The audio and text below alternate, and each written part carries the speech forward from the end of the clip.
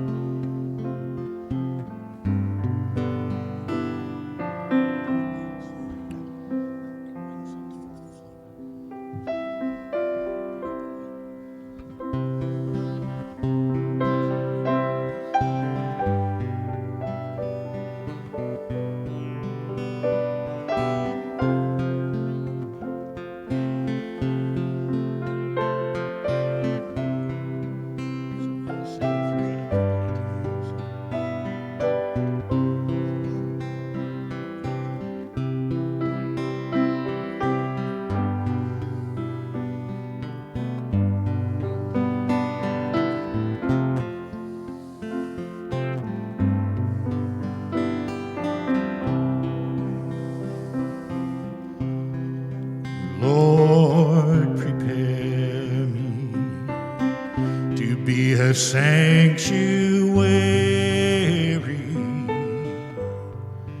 pure and holy, tried and true, with thanksgiving. I'll be your sanctuary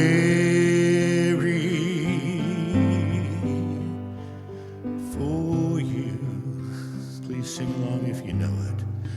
Lord, prepare me to be a sanctuary,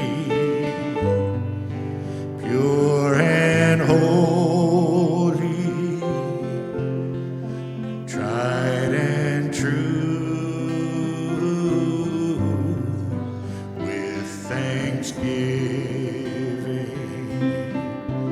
I'll be a living sanctuary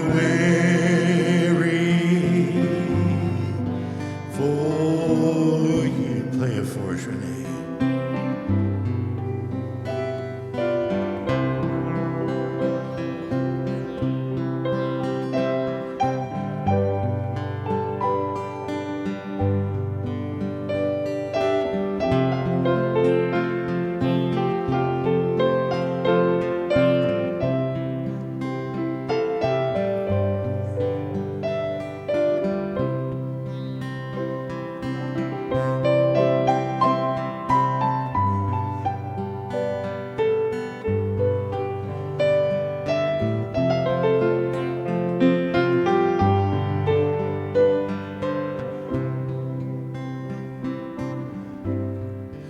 Lord, prepare me to be a sanctuary, pure and holy, tried and true, with thanksgiving. I'll be a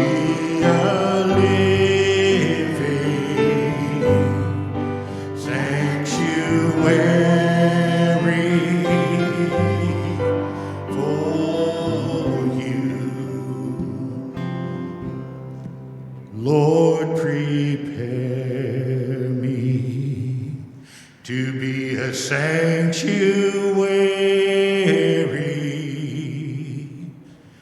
pure and holy, tried and true, with thanksgiving. I'll be your living sanctuary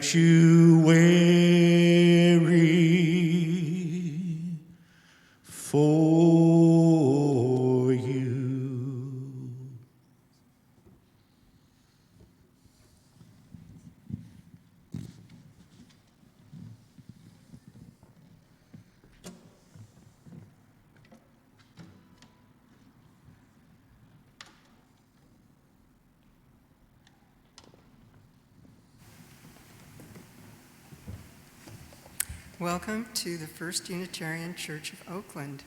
I'd like for you to meet Marilyn McMahon. She's one of our board members, and she will do an official welcome and provide some announcements.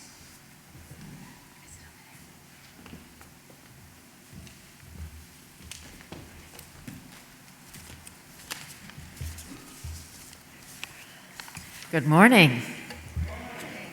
My name is Marilyn McMahon, and I am on your board of trustees. We're very glad you've joined us today. We at First Unitarian Church of Oakland are an intentionally multi-generational, multiracial, multicultural, inclusive, and anti-oppressive religious community. Whoever you are, wherever you're from, however you identify, whoever you love, you are welcome here. If you're new here, we invite you to fill out our guest connection card, which should appear in the chat if you're on Zoom. I'm not sure if they're in the seat backs in the sanctuary. They will enable us to help you find out what's available here in our community and how you might participate. Now, before we begin the service, here are some reminders. Have you been following the Chalice Chatter with the Journey Toward Wholeness transformation team? Every week this summer, while the first Sunday gatherings for anti-racism are on hiatus, JTW is recommending cultural experiences to promote anti-oppression goals, such as books and movies. This past week, they highlighted the current Asian Art Museum exhibit entitled Worlds in Collision. It features the work of San Francisco-born Filipino-American artist and activist Carlos Villa, which reflects his intentional move away from colonized influences. If you go on a first Sunday, after church of course, admission is free.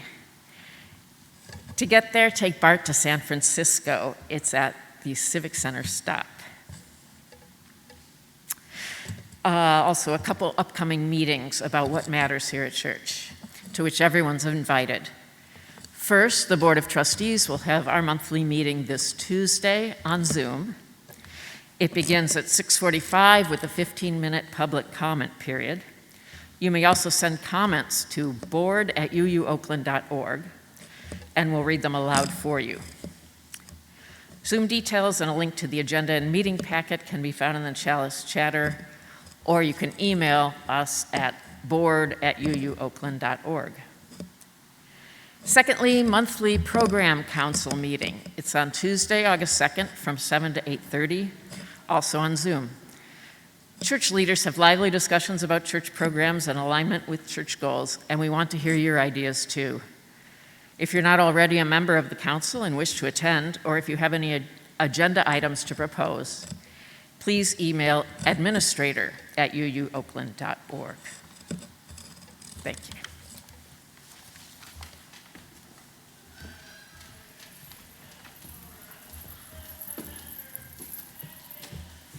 Hello, I'm Emily Stoper. I have been given the honor of saying the words to light the peace candle. So we light this peace candle with the hope of peace in our own hearts, and with the hope that peace will spread from our hearts to the whole city of Oakland, and from there to the whole United States, and from there to the whole world.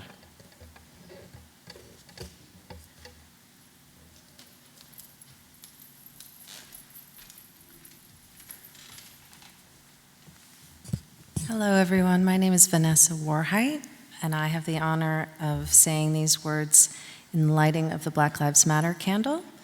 We light this candle in solidarity with the Black Lives Matter movement, in solemn memory for all the Black lives that have been lost to police violence and racism, systemic and otherwise, and in solemn commitment to uproot racism in all places in our communities and our country.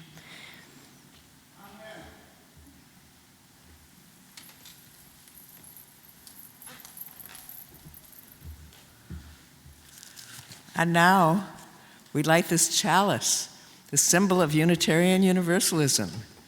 May its flame remind us of our deep commitment to the light of freedom, the light of understanding, and the light of love, and then to the light of this community dedicated to freedom, understanding, and love.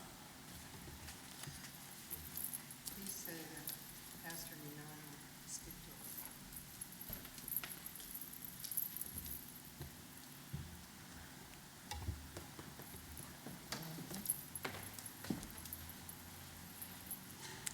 Our lead minister, Pastor Teresa Soto, would like to share some news and information with us.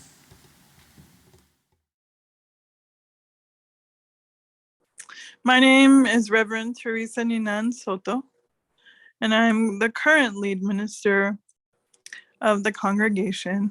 But today, we hold a grief and memory about one of the previous ministers. As we gather, we hold this shared grief for the passing from this life of Reverend Rob Eller Isaacs.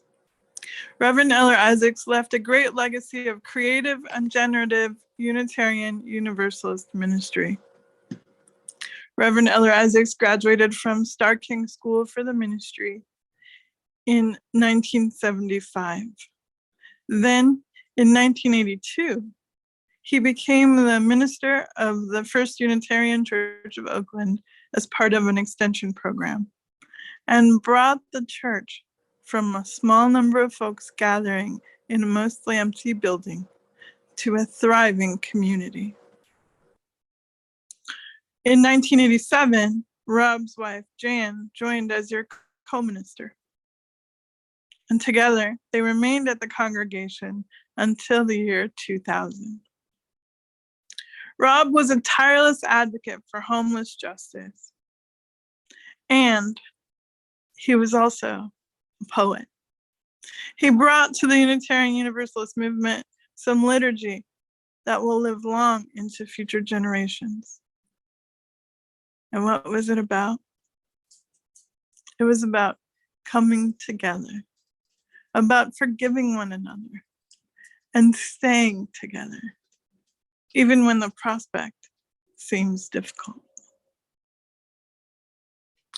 Rob is survived by 3 adult children, by grandchildren, and by communities of care all over the nation and the world. Today, Reverend Mary Foran will lead a circle that will hold the memory and grief of this moment.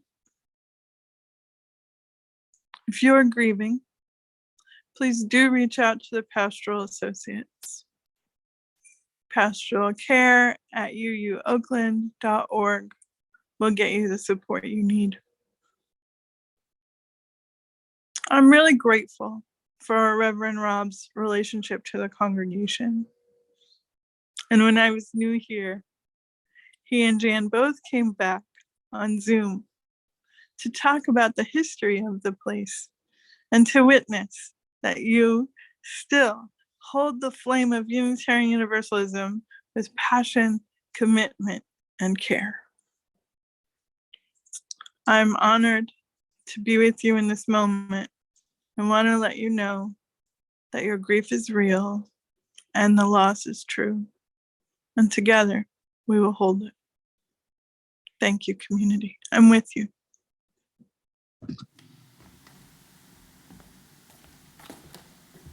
Together, let's say, "Come, let us worship together," and sing this hymn.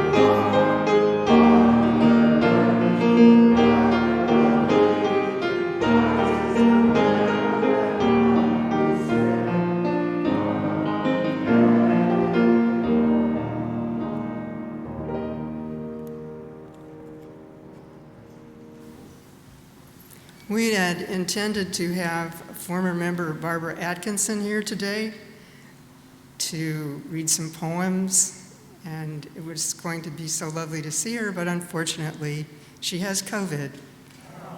So we won't be seeing her, but I was very lucky to be able to press Ron Weisberg into service to read a poem of Barbara's.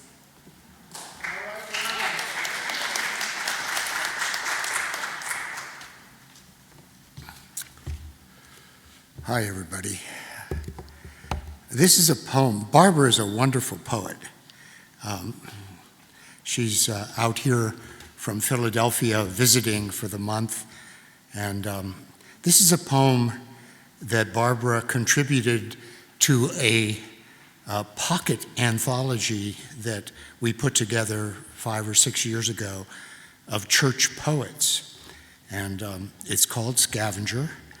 And as is our custom in the first Sunday Poetry Circle, I'm going to read it twice, and I'll let you decide what deadly sin it touches on. Scavenger. The poet picks through garbage piles on certain streets on special days, runs the morsels through the grinder. Her mission, flaunting laws of chemistry, is to transmute scraps into sustenance, filth into feast. On the porches they sit and chant, "It can't be done, it can't be done." And she says, if there's no freedom, why do we dream of it? How could we stop? So once again, Scavenger. The poet picks through garbage piles on certain streets on special days, runs the morsels through the grinder. Her mission, flaunting laws of chemistry, is to transmute scraps into sustenance, filth into feast. On the porches, they sit and chant, "It can't be done, it can't be done." And she says, if there is no freedom, why do we dream of it? How could we stop?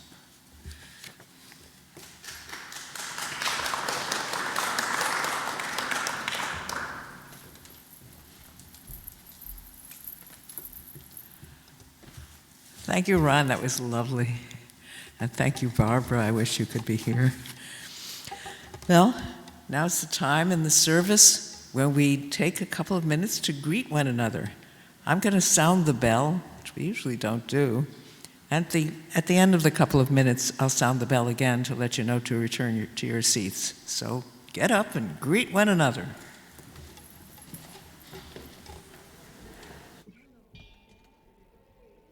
I think we can unmute too. Yes. Hi, everybody.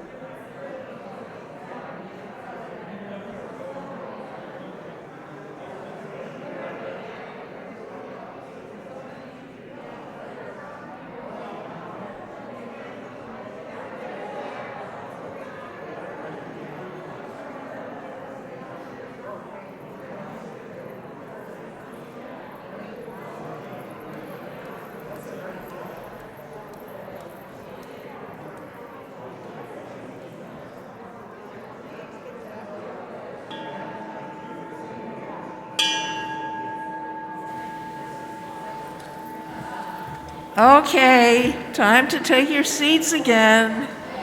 Thank you. Back to your seats. I know it's hard to stop.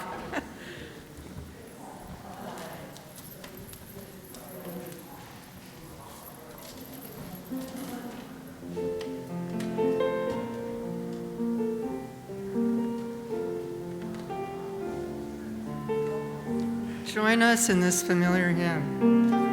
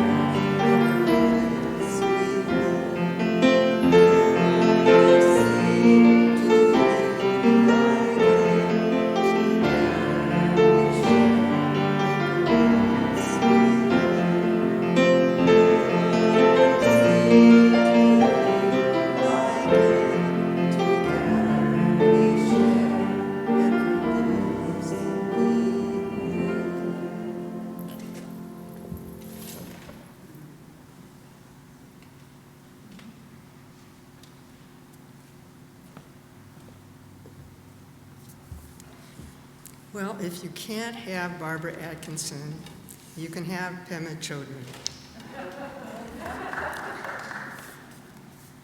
Staying in the middle. Openness doesn't come from resisting our fears, but from getting to know them well. We can't cultivate fearlessness without compassionate inquiry into the workings of ego. So we ask ourselves, what happens when I feel I can't handle what's going on? What are the stories I tell myself? What repels me and what attracts me? Where do I look for strength, and in what do I place my trust? The first thing that takes place in meditation is that we start to see what's happening. We see what we're doing clearly. We acknowledge our aversions and our cravings. We become familiar with the strategies and beliefs we use to fortify our cocoon. With mindfulness as our method, we start to get curious about what's going on. For quite a long time, we just see it clearly. To the degree that we're willing to see our indulging and our repressing clearly, they begin to wear themselves out. Wearing out is not exactly the same as going away. Instead, a wider, more generous, more enlightened perspective arises. How we stay in the middle between indulging and repressing is by acknowledging whatever arises without indulgent, letting the thoughts simply dissolve, and then going back to the openness of the very moment. That's what we're actually doing in meditation. Up come all these thoughts. But rather than squelch them or obsess with them, we acknowledge them and let them go.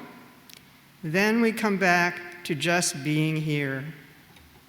After a while, that's how we relate with hope and fear in our daily lives. Out of nowhere, we stop struggling and relax. We see our storyline, drop it, and come back to the freedom of the present moment.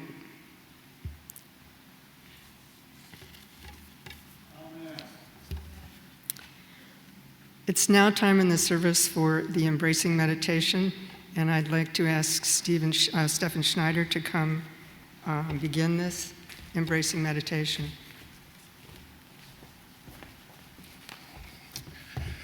Good morning, everyone. This is the time in our service when we memorialize people and we think of people. And I just wanted to take a minute to talk about Rob and his ministry here. I see many people out here today that knew Rob. I knew Rob. I worshiped with him. And it's a sad day.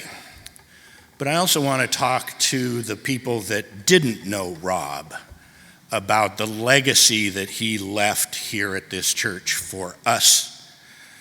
We wouldn't be in this building today if it wasn't for Rob Eller Isaacs.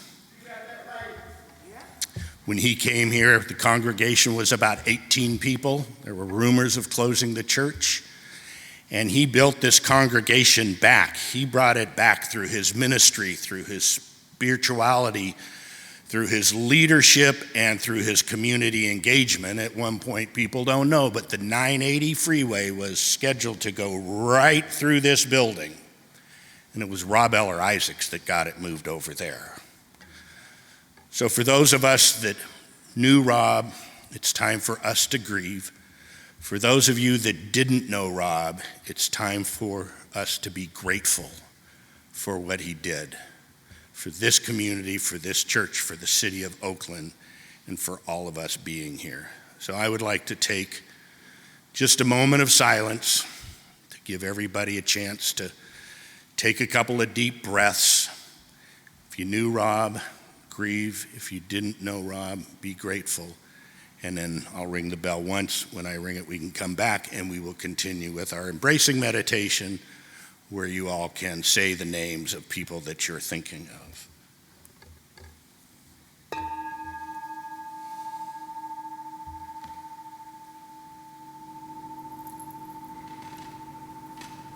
Rob Eller Isaacs changed my life in 9 months.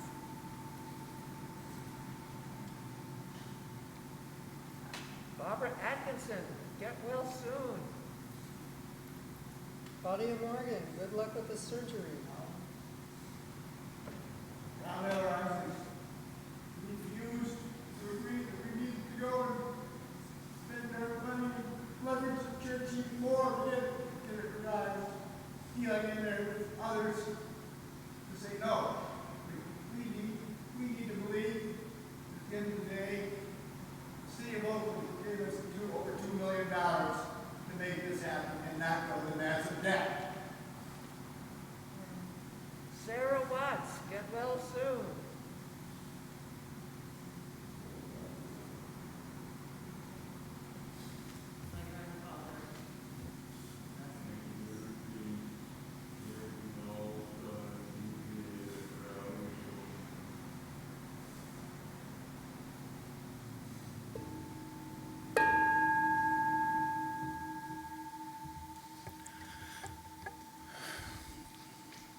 For the names that have been spoken, and for those that remain in the silent sanctuary of your heart. Blessed be.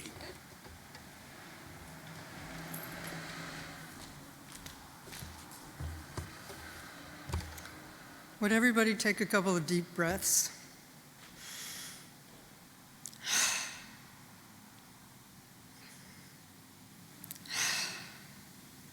Imagine that there's a line of energy reaching from your feet down through the chair and the floor into the earth, rooted in the earth. We are part of the earth. We belong here. And as Robert Frost wrote, earth is the place for love. Yesterday, when I was outside trimming zucchini leaves in the bright, delicious, warm air, I thought, how lucky am I to be here tending these plants? I wish that all people could be enjoying life in their own ways, despite the inevitable suffering. We must acknowledge suffering and contribute however we can to its alleviation. But we also have a duty to enjoy our lives. Since we only get one, our task is to find a balance that allows us to have a lot of fun and enjoyment and do all we can to alleviate suffering. May it be so. Amen and Ashe.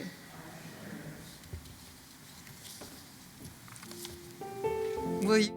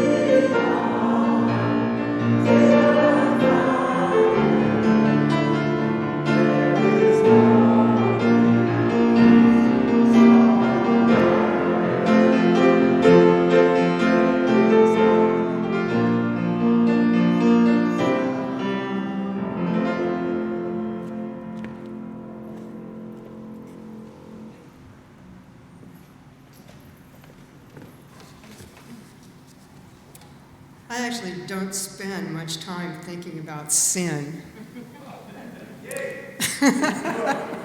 But lately, I've been exploring the meaning and the historical development of the 7 deadly sins and how the concept might be a thought tool we could use as we examine how we live and how to attune our behavior to the many needs and opportunities for righteous action, good feelings, and neighborly relations at our time in history. But first, what exactly is a sin? Whatever it is, it's bad. It's an offense. It's grave. There are biblical exhortations not to do it. Some theology explains sin as an act that distances the actor from God, and to me that's quite poetic. But then it requires us to define God. And gosh, we could be here all day. Defining sin is difficult also and could also consume hours, but for our purposes, let's just say it's an offense. It's doing something gravely harmful for others, ourselves, or the earth. I've always connected the 7 deadly sins with the Bible and was surprised to learn that they aren't specifically mentioned in the Bible at all. Apparently, though, there are parallels between the 7 deadly sins and a list of things God specifically hates as described in the biblical book of Proverbs. Apparently, the writer of the book of Proverbs, God hates, so that's the angry God, I guess, of the early Bible. Scholars have found that the list of specific sins originated with an early Christian in Egypt, a fellow named Evagrius. Please forgive me, Evagrius, for massacring your name if I have done that. Evagrius's pupil, John Cassian, wrote the list down and took it to Europe in a book called The Institutes, which I haven't read, but I'm sure all of you have. So then, the list became important to the Roman Catholic ritual of confession.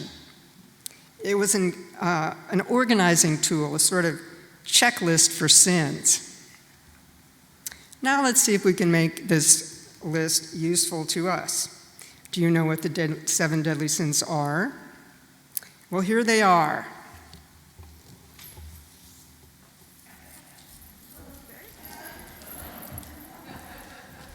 Envy. Envy didn't show?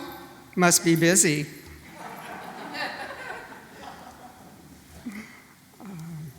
Gluttony.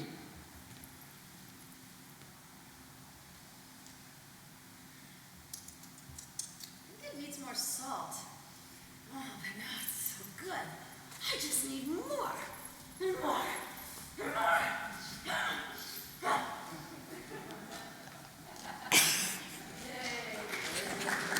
And pride.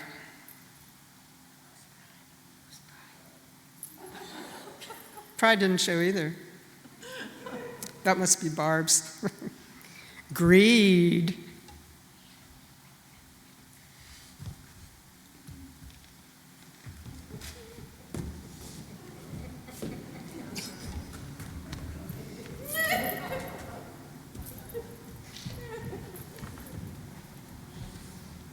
Don't break your back there, Greed. Lust.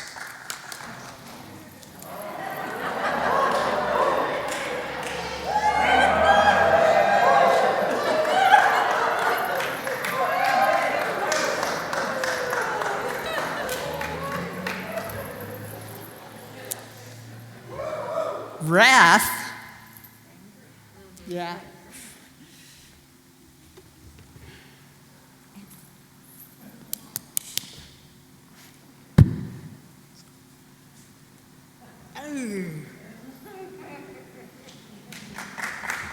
And sloth.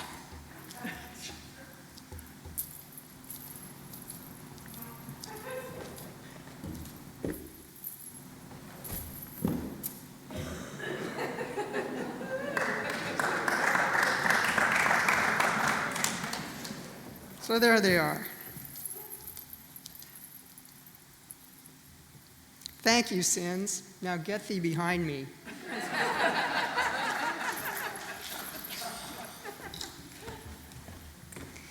When I started talking about this topic, Emily Stoper told me that what bothers her about the 7 deadlies is that except for sloth, they're all feelings, not acts. This is troublesome because a good deal of our feelings and thoughts arise spontaneously, so we can't control them entirely or even very much. We can't control what we think or feel, and blaming ourselves for our feelings and thoughts creates a lot of guilt and helplessness. If I have to label the view that we must control our feelings and thoughts, I'd call it a puritanical approach to life. So, a more useful way to read the catalog of deadly sins that could make this ancient list helpful for our time is to understand that it's not the thoughts or feelings that are relevant, but the negative acts that they may prompt. It's to recognize a thought or feeling that fits one of the categories of the 7 deadlies so as to be able to check the connection between the thought and the act. To perceive this calls for self-observation and self-understanding. It's a spiritual discipline. If, for example, I'm envious of someone, which I often am, I can look at that feeling and realize that it puts a distance between me and the envied person, puncturing our unity, our connection, accentuating our differences. It can certainly be deadly to anything we try to do together. Envy is a form of sabotage of the individual and the group. Unfortunately, a whole industry of our culture, advertising, is dedicated to promoting envy because it encourages consumption and services the sin of greed. As we know, it's very important to learn how to slip out of advertising's fantasies while working to diminish it politically. Toxicity is deadly. A toxin is a poison that kills life. It only makes sense that across the vast array of emotions and thoughts, some of them are going to be toxic. So it's to our great benefit to learn how to recognize and evade them or guide them so as to diminish our exposure to unpleasant negative thoughts or sensations. Unless, of course, you are of the school that pain is not just unavoidable, but is in fact necessary to build character.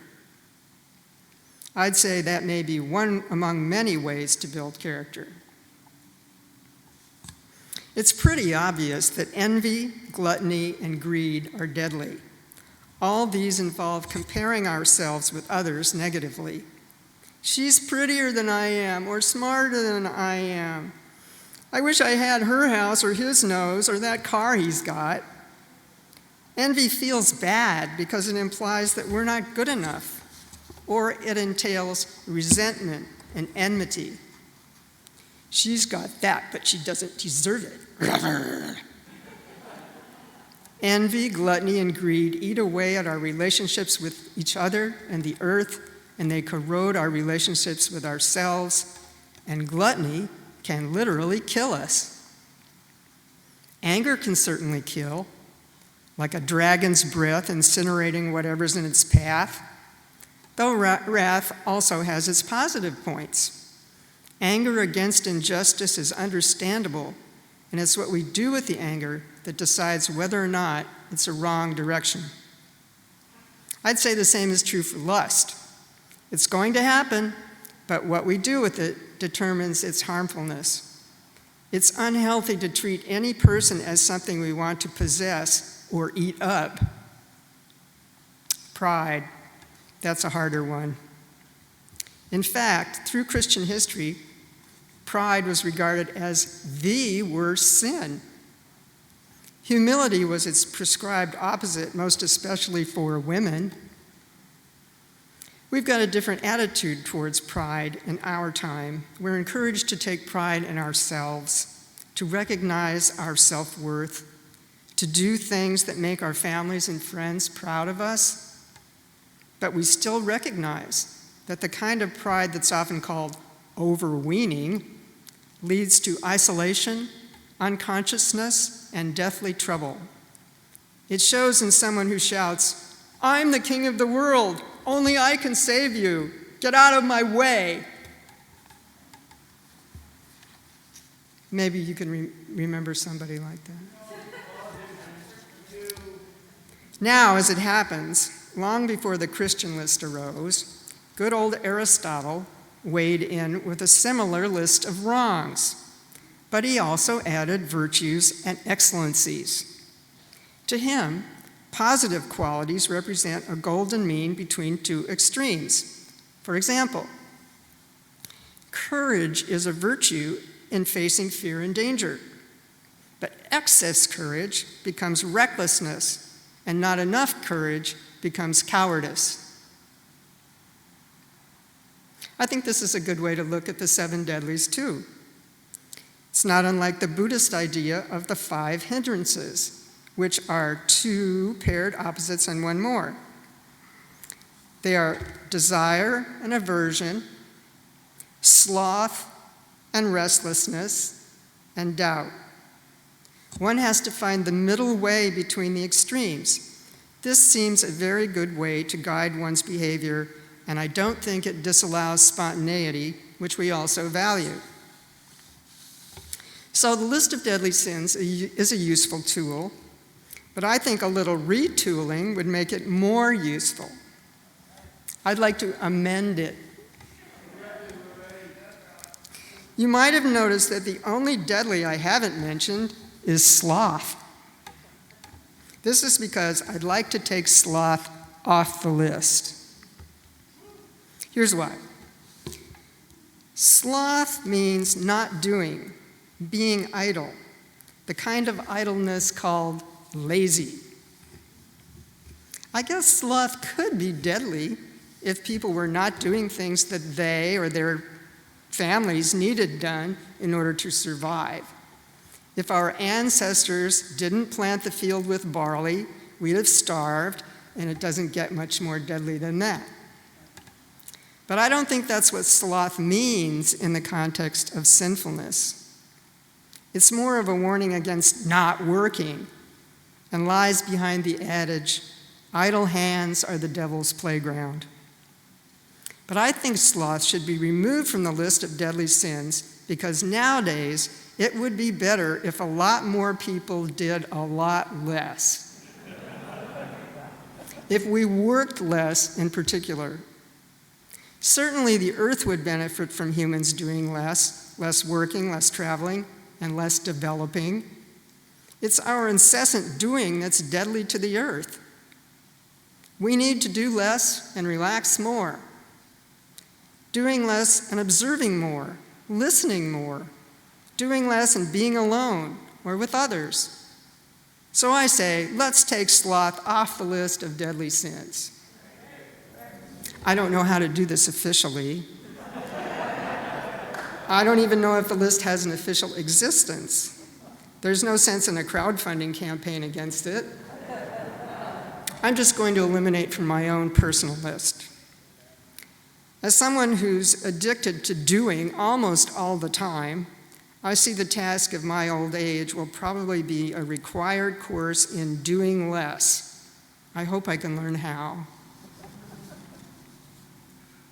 After thinking about the deadly sins for a while, it suddenly struck me that really significant bad things to do aren't even mentioned. For example, murder isn't one of them, and that's pretty deadly by definition. Maybe that's so thoroughly covered in the Ten Commandments, along with theft and lying, that it wasn't thought necessary to include it. However, coveting your neighbor's stuff is included on both lists, so there's not much logic to what's included and what's not. One thing that really stands out to me as missing from both lists of really bad things to do is cruelty. Again, we have a problem with definition, because what is cruel to one person may not be to another. Was it cruel that when I was in high school, my mother had me paged at a basketball game and demanded I come home to clean up my room? I thought it was extremely cruel at the time. Now I see it as a little bit mean and really silly, but not cruel. It didn't hurt me. Nonetheless, there's a middle ground where most of us can agree. Causing harm, especially intense physical harm, is cruel, particularly in the cases of children and animals who usually can't defend themselves. So I want to add cruelty as a deadly sin. There are many other things we could add to the deadly sins list too. Maybe indifference to suffering could be one of them. And I imagine there are a lot that would be related to driving, like not using your turn indicator, or making a left turn from the right lane. But those offenses are probably covered by pride and greed. So that's my edit. Drop sloth, add cruelty. I hope this tour of the 7 deadly sins has been useful to you and that you will now go and sin no more.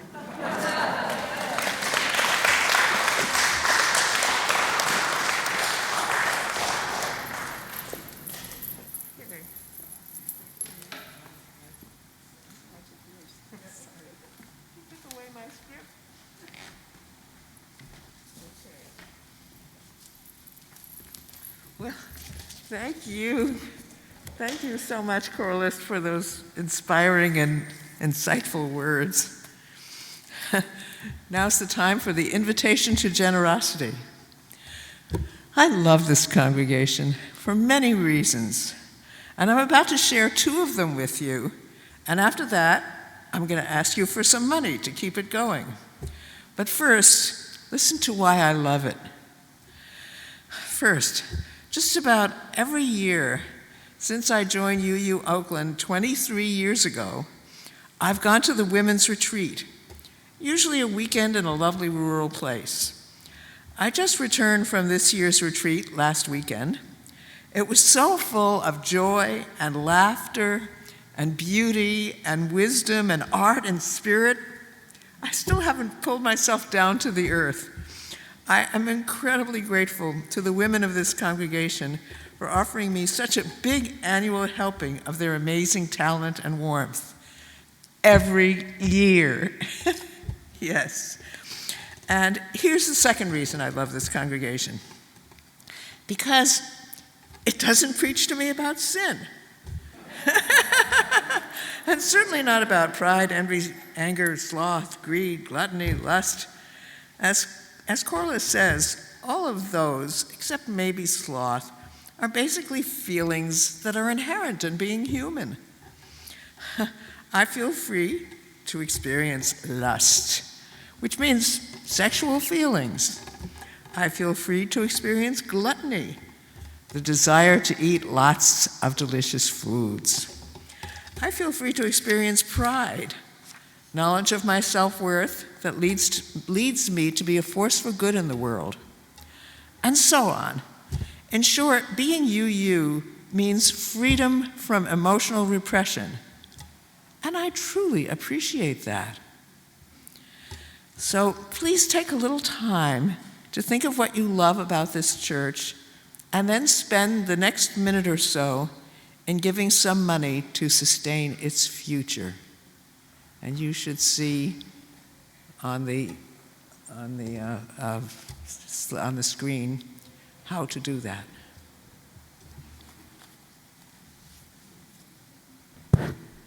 Okay. Okay, ushers, please come forward. They're already doing it. You say that nobody cares where you're going,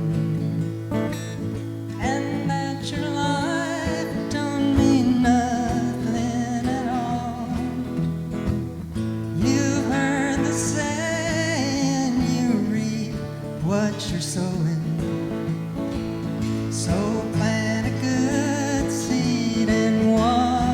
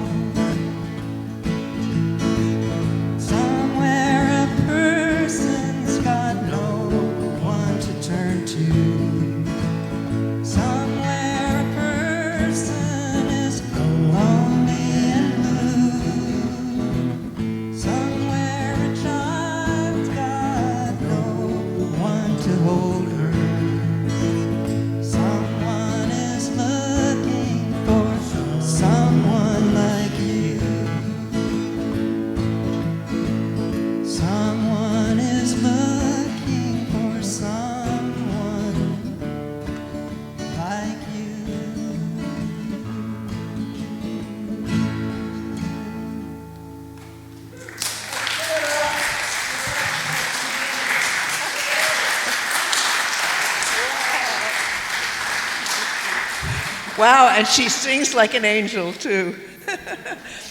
And now, let us recite together the Congregational Covenant. To the work of the church, which is weaving a tapestry of love we call community, we dedicate ourselves and these, our offerings.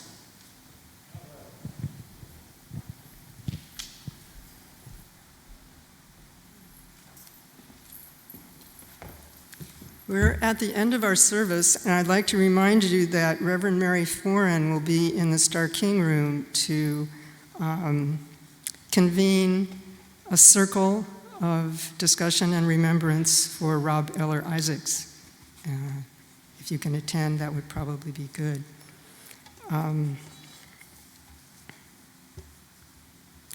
In the next week, may we all be peaceful.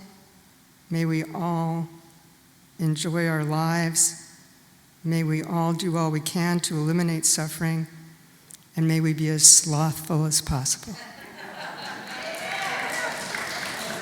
Goodbye.